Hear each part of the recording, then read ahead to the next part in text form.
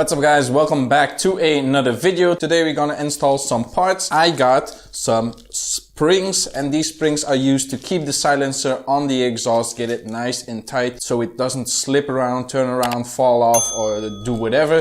So I got these springs and we need to weld them on there. Not actually the springs, but we need to place hooks on the silencer, the adapter for the silencer, and on the exhaust itself. And then we can put on these springs and the silencer will be secured. Also, a friend worked on my brake system. He milled it down. There was a little bump over here and he milled it completely flat so we can get it inside of the fork and we can work out how we're gonna get brakes, because that is really important.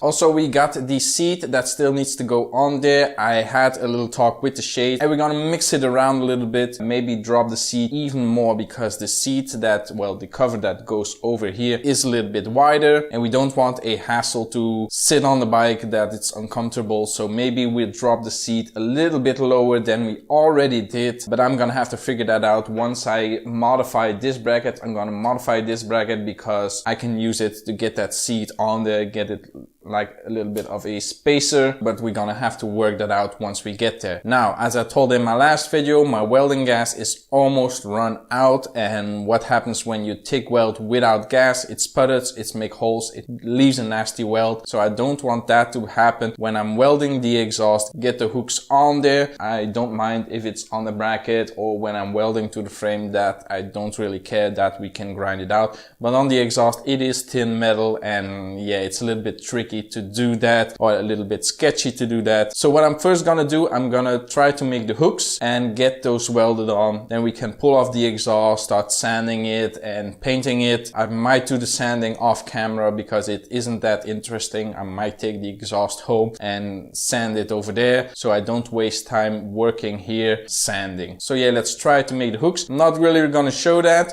because I already showed it on the front side of the exhaust, how I make the hooks. I use nails, cut them down, bend them, and then I can put them on the exhaust. So I'm gonna come back with the results once I am ready to start welding.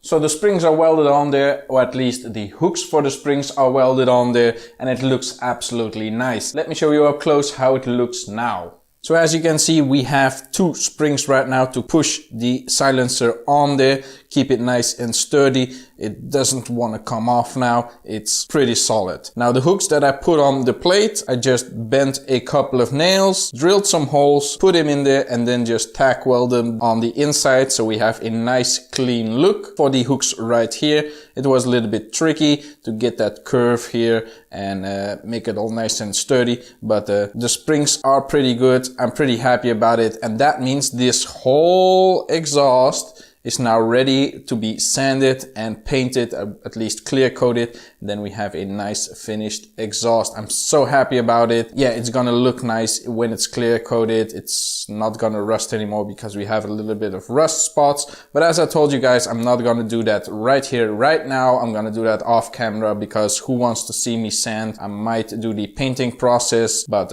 not for now. Now we don't have to weld on the exhaust anymore.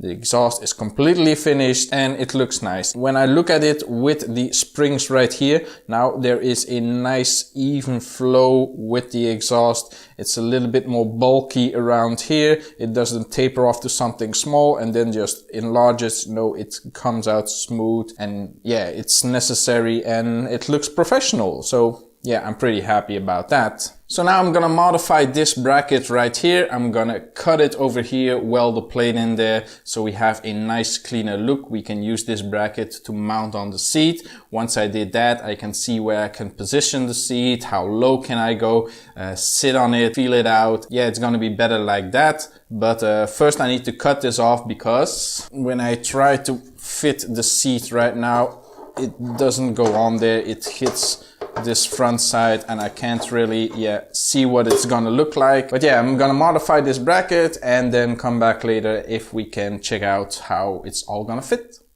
So after a very long day, this is where we got. The bike looks a little bit different. We got the seat on there. It is ready to be welded on, or at least mounted on. So I'm pretty excited about that. First, let's have a little bit of explanation what we all did. We cut down this bracket, make it all nice and mountable for the seat, and we got a plan for how we're gonna mount it. But first, let's talk about why the seat is so low. We lowered the seat because when we first did the rider mount, see what the rider that's gonna ride this bike fits on the bike, he was sitting on a small wooden slab, and we got the fitment right for that slab of wood. Now, with this seat, the seat is a lot wider. So what is happening? The inside of your leg will not go past it, and it was a little bit of a hassle to sit on it. So me and the Shade talked over it, what we're gonna do if I could lower the seat even more. And we looked at some footage of me riding the bike, and we saw that the position that we were in wasn't really that good. We figured out we needed to lower down the seat. I test fitted myself. Me and the Shade are almost the same height. He is a little bit taller, I'm a little bit shorter, so it wouldn't really matter, but now the bike sits good enough with the seat. Now let's look at the seat. I bolted it on the metal reinforcement plate with these bolts right here. This is the back side. Yeah, my bolts are a little bit long. I still need to cut them or buy some new ones. In between the metal plate and the fiberglass seat, there is a little bit of foam. I used this kind of foam to sandwich between the fiberglass seat and the metal plate. The reason why is the seat isn't really that straight. It is a little bit curved in. Now with a straight metal plate, we had a gap, and what would happen if we bolted it down, it would crack, and yeah. So I cut out a little bit of foam, put it between there, and now it's sandwiched between the seat and the metal plate, so we can take away a little bit of the load, and also it will help with butt vibrations. So yeah, we used a little bit of foam for that. But now let's have a closer look at what I did with the mounting bracket.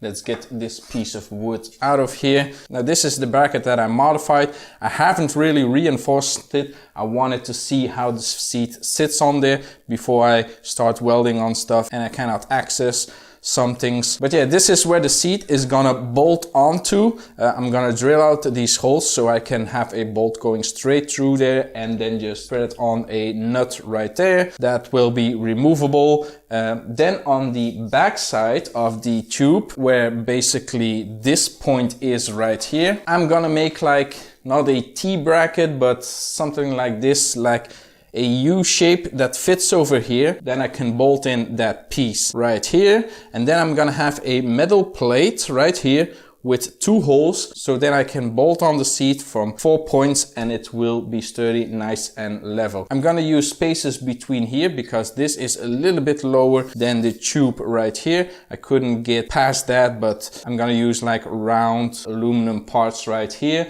like a centimeter, so that's a little bit higher. Now after I figured everything out how I'm gonna do it, something came up. Yeah, I got a brilliant idea. What I first was gonna do, I was gonna put plates right here, weld them on this bracket, and then I could mount it. But that limits the customization that we're gonna have. If I use spacers right here, this means that this is gonna be detachable. If I weld something on this plate right here, this means I cannot customize the seat height. For example, we make the seat like this, like a centimeter higher. It's completely mounted, everything, it's okay. The Shade starts riding it and he says, too bad it couldn't be a little bit higher, like 2 centimeters. Now with the system that I'm gonna design, that is not gonna be a problem. I can just make spacers instead of 1 centimeter, 2 centimeters right here, and I can make a spacer that goes between the seat reinforcements and the piece that I bolt on right here. So I can actually play a little bit with the seat height.